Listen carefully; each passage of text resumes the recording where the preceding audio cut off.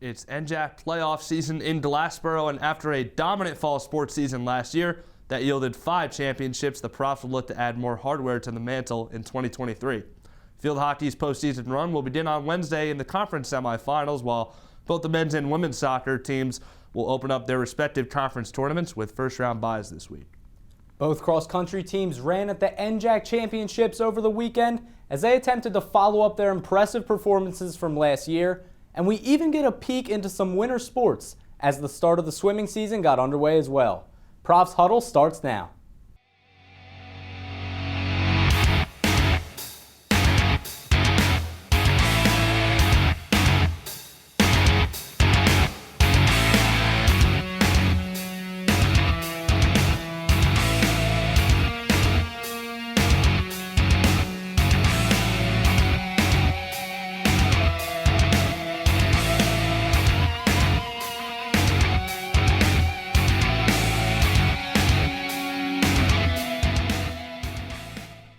Hi everyone and welcome back to Profs Huddle. I'm Nick Rizzo. And I'm Aaron Hook.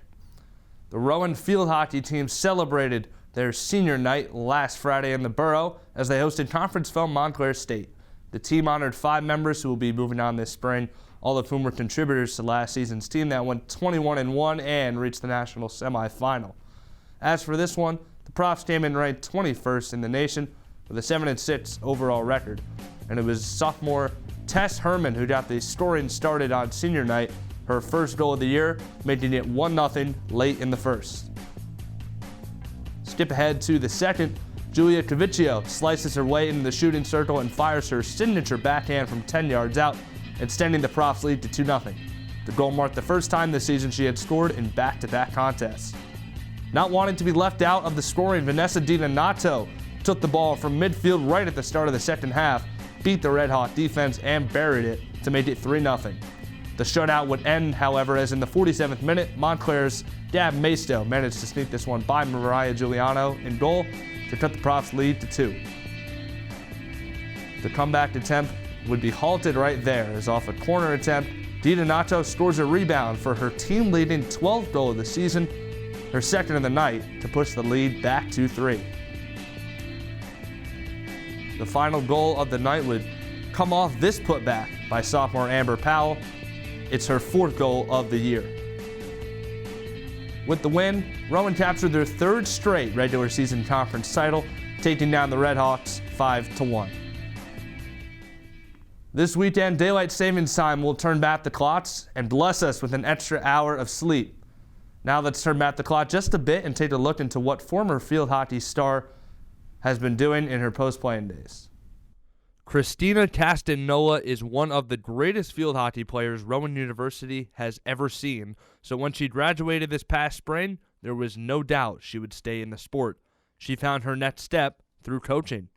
I got the opportunity to coach club back in 2020, and then from there I was like, yeah, I definitely want to do it in college. And so when the opportunity presented itself, I was like, this is perfect. Profs' all-time leading scorer amassed 66 goals and 31 assists over 5 years in the program, so her expertise was surely highly sought after. However, she chose to stay home, as over the summer it was announced that Castanola would become the first full-time assistant coach in Rowan field hockey history. We asked her, as well as current senior and team captain Sarita Marshall, about how this opportunity came to be. Really just lucky, I guess. The department was able to create the position, and then just lucky enough that I did well in the interview process. Really, I have to say, it was really the stars aligned. She was looking at other colleges for coaching, so I never thought she'd be wind up here. Sarita played for 3 years with Christina and learned a lot from her along the way. She expressed how vital it was to have someone to look up to on the same team. I feel like Rice embodies so much of what this program is. Just being able to know her and having that relationship with her, she's definitely been a role model. I've definitely taken some things for her that she's done in the past to kind of get the team ready to go and ready to battle. No one could ever be Rice. She is amazing. Her hustle, her hard work, it's outstanding, but it's definitely something to live up to. In terms of comparing and contrasting between coaching and playing, Castanola says they're not all that different. The preparation is the same, you're still watching game film, you're still breaking stuff down, you're still asking all the right questions. But now as a coach, like now you're the one analyzing them and trying to answer them to the best of your ability for the kids. The Profs will look to Castanova's guidance as they begin their quest for a third straight NJAC title on Wednesday night. Keep the trophy here and make a run for the NCAAs. It sure does seem like the NJAC playoff season is off to a good start. More on that later, with men's and women's soccer coming into the fold this week as well. Now let's take a look at Rowan swimming, as both the men's and women's swim teams opened up their seasons against Stevens Institute of Technology at the Tony Lisa Natatorium. Last year's NJAC Rookie of the Year, Ella Pennington, picked up right where she left off as she dominated the day, taking home first in both the 100 and 200-yard backstroke events, as well as finishing first in the 200-yard individual medley event. Junior Emma Padros also added to the Profs' success by capturing first in both the 500-yard and 1,000-yard freestyle events. The Profs weren't done there, as junior Laura Jones would end up taking first in the 100-yard freestyle event, with her twin sister Elizabeth placing first in the 200-yard freestyle event. The sisters would also team up with sophomore Barbara Mora and freshman Kaylee Sheehan to take first place in the 400-yard freestyle relay. It wasn't just the women having a dominant day, though, as the men's team also put on a show for the folks in Glassboro. Junior Tobias Chambly would start things off for the Profs by taking home first in the 200-yard freestyle event, as well as finishing first in the 200-yard backstroke event. Senior Jack Watson would keep the Profs rowing with a first-place finish in the 100-yard backstroke event, as well as taking home first in the 100-yard butterfly event. Senior Paul Ryder added to the Profs' day by taking home first place in the 100-yard freestyle event. He would also team up with Tobias Chambly, sophomore Henry Lynch, and junior Davin Lawan to win the 200-yard medley relay. Chambly and Ryder would once again team up alongside Jack Watson and senior Alex Voland to win the 400-yard freestyle relay. This win would give each Ryder and Watson their third win of the day, and Tobias Chambly his fourth of the event. Both Profs teams would go on to win the event in dominant fashion, as the men's team took down Stevens 170-92, with the women's team winning by a final score of 157-105. Both teams currently sit at 1-1 after falling to NYU this past Saturday. Both Rowan soccer teams have made winning a habit in recent years. Heading into this season's conference playoffs, the expectations are no different. This week, Jada O'Brien caught up with two stars of the men's and women's team, and they expressed confidence heading into the tournament. Both men's and women's soccer won the NJAC Conference Championship in 2022, and they're both in prime position to repeat just 1 year later. The women got their championship run started on Tuesday evening, and heading into the game, sophomore standout Olivia Giordano expressed confidence in her team's ability to go back-to-back. I feel like our team has really done well. I feel like we do have more potential, so having these games that in the final and semifinals, I feel like we can really overcome everything that we have faced. The women haven't lost a game yet this season, clocking in a 14-0-2 regular season record, and that comes after just losing one game all of last season in the NCAA tournament. Giordano detailed what head coach Scott Leacott has been able to implement to make the team so great. Movement off the ball. Really this season our coach has been focusing on that the most because that's what gets teams confused and all that stuff. So us moving together and learning how to make those movements off of each other really helps out with scoring goals and confusing the opponents. Both soccer squads are defending conference champions, and they both have sophomores who are integral parts to their team, Giordano for the women and Johnny Troiano for the men.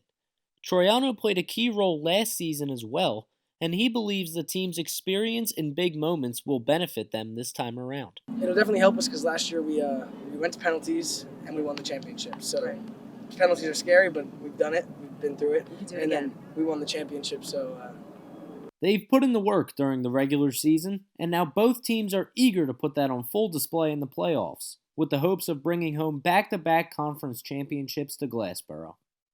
Here's a look at how both teams wrapped up the regular season. The second-seeded men's team defeated TCNJ, William Patterson, and Stockton all over the course of the last week. Women's soccer did the same, capturing the regular season title, the top seed in the conference tournament, and a quarterfinal bye with a 3-0 victory over Stockton on their home turf. Following that strong finish to the regular season, the women's soccer team hosted New Jersey City University on Tuesday night in the NJAC semifinals. The girls started off strong, scoring in the first 15 minutes on a goal from Gabby Dean, assisted by Liana Sanfelice, which gave the Profs a quick 1-0 lead. The rest of the first half was quiet until tensions rose between the Profs and the Gothic Knights. After a tie-up between Rowan's Juliana Giordano and NJCU's Noraya Alvarenga, the referees had to step in to break up the tussle. Giordano pleaded her case as she claimed Alvarenga dragged her down, but it didn't matter because with just over 7 minutes left, a long pass from Manon Beta to Gabby Dean running towards the goal resulted in a beautiful shot into the back of the net to make it 2-0 Profs. Even with time running out, the Profs weren't done scoring. With just over 3 minutes left of game time, Mackenzie Clement dribbles the ball into open space and buries it for another Profs goal. The final score of the game, the Profs win 3-0 and look forward to the NJAC Finals this Friday. Now let's throw it to Jack to catch up on another Rowan team who was seeking to capture another championship this past weekend. Thanks, Nick. Hey everyone, I'm Jack Miller. From both soccer teams in the midst of their NJAC tournaments, now we switch over to both cross-country teams who finished their NJAC championships this past Saturday. Let's dive a little deeper into how they did. Look at all these single-digit placements for the men's cross-country team. The men's cross-country team came in first in the NJAC with 33 points. This is their second year in a row winning the NJAC championship as they narrowly beat TCNJ by 1 placement point.